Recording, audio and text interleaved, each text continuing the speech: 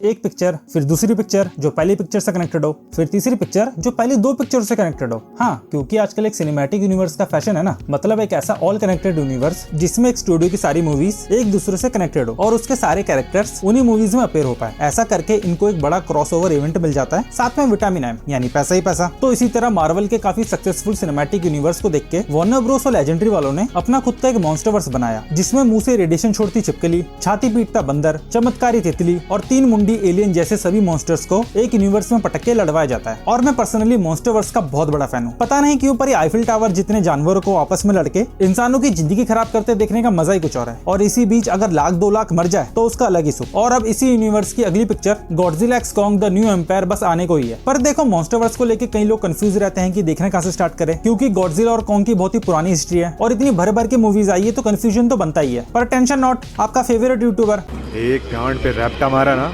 यानी मैं आ गया हूँ और मैं इस वीडियो में सब क्लियर कर दूंगा कि गॉडजिला एक्स कॉन्ग से पहले आपको किन मूवीज को फॉलो करना है। तो लाइक मारो, शुरू करते हैं। तो मॉन्स्टरवर्स की शुरुआत होती है स्कल आइलैंड से, जो कि टेक प्लेस करता है 1973 में, जिसमें कुछ सस्ते एमसीयू की एक टीम स्कल आइलैंड नाम के एक रिमोट आइलैंड पे जाते हैं टाइटन्स की तलाश में, जो कि वहाँ उनको भर भर के देखने को मिलते भी है। पर इसके साथ ही वहाँ उनकी मुलाकात होती है 20 हाथियों के बराबर एक बंदर से, जो कि सबको पता है कौन है, कॉन्ग। इसमें कॉन्ग हमको काफी यंग दिखाई देता है और इस पिक्चर को तुम कॉन्ग का एक अर्ली ओरिजिन भी बोल सकते हो। मॉन्स्टरवर्स की अगली पिक्चर है 2014 की फिल्म गॉडजिला, जो कि इस यूनिवर्स की पहली पिक्चर भी है। ये स्टोरी गॉडजिला के फर्स्ट टाइम अवेक होने की है और मॉडर्न वर्ल्ड के लिए पहला प्रूफ था कि उनके बीच मेगा मॉन्स्टर्स रहते हैं। यहाँ हमें बताया जाता है कि गॉडजिला नेचर का प्रोटेक्टर है और बैलेंस क्रिएट करने के लिए उसको आना पड़ता है, अवेक होना पड़ता है। और एज एक्सपेक्टेड गॉडजिला इमर्ज होता है म्यूटो नाम के 2 काइजूस को ठिकाने लगाने, जिसमें लाखों लोगों की जान चली गई थी और वो लोगों के मन में एक सेवियर की जगह ले लेता है। हाँ, लॉजिक ढूंढ रहा हूँ मैं भी। और इस दिन को जी-डे के नाम से जाना जाता है, क्योंकि इस दिन सबकी नेक्स्ट स्टेशन है मॉन्स्टरवर्स का मोनार्क लेगेसी ऑफ मॉन्स्टर्स। तो लेगेसी ऑफ मॉन्स्टर्स गॉडजिला के इवेंट्स के बाद टेक प्लेस करता है और अनलाइक बाकी मॉन्स्टरवर्स की मूवीज, ये सीरीज इस यूनिवर्स के ह्यूमन साइड को एक्सप्लोर करता है। मतलब गॉडजिला और दूसरे टाइटन्स की वजह से जो भी तबाही मच रही है उससे इंसानों पे क्या बीतती है।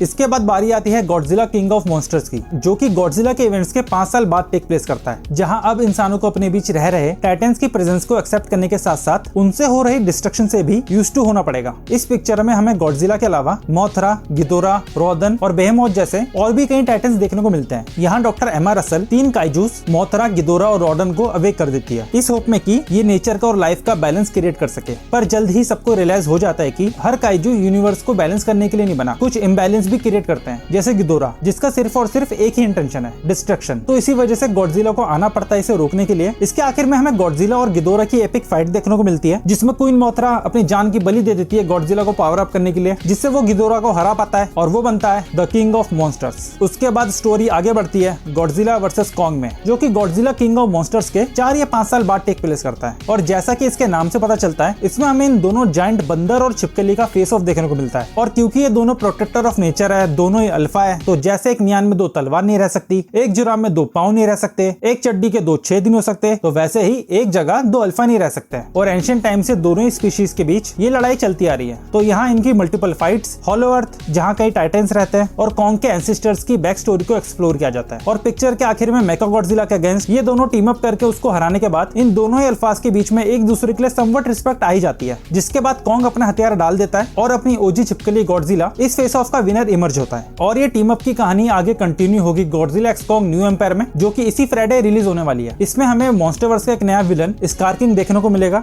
जो कि नेचर और प्लेनेट के लिए एक बड़ा खतरा बन के सामने आएगा। और ये अकेला नहीं है, इसके साथ टाइटन शीमो भी है, जिसके बारे में मैंने अपने ट्रेलर ब्रेकडाउन वीडियो में बात भी की थी। तो Titan Shimo one of the oldest Titan में से एक है और ये इतना पावरफुल है कि ऐसा बोला जाता है कि जो पहली आइस एज आई थी उसका रीजन भी यही था। तो एक बंदर और छिपकली का दूसरे बंदर और छिपकली से फेस ऑफ काफी इंटरेस्टिंग रहेगा। और कॉन्ग घोड़ी वोड़ी बना रहा है गॉडजिला को, सो प्रीटी इंटरेस्टिंग। तो चलो वीडियो को यहीं रैप करते हैं। मैं मिलूंगा आप गॉडजिला एक्स कॉन्ग के रिव्यू वीडियो पे। वीडियो पसंद आया तो लाइक मारो, चैनल पे नहीं हो तो सब्सक्राइब कर देना, नहीं तो कॉन्ग आएगा तो मैं घोड़ी बनाने।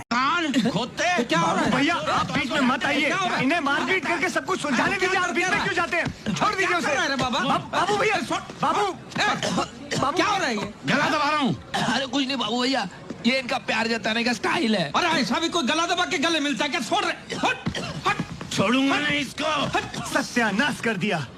अच्छा भला मजा आ रहा था, हड्डी वड्डी तोड़ देता, कुछ मजा आता, कुश्ती उस्ती देखने मिलती, बस बीच में अपनी टांग अड़ा दी।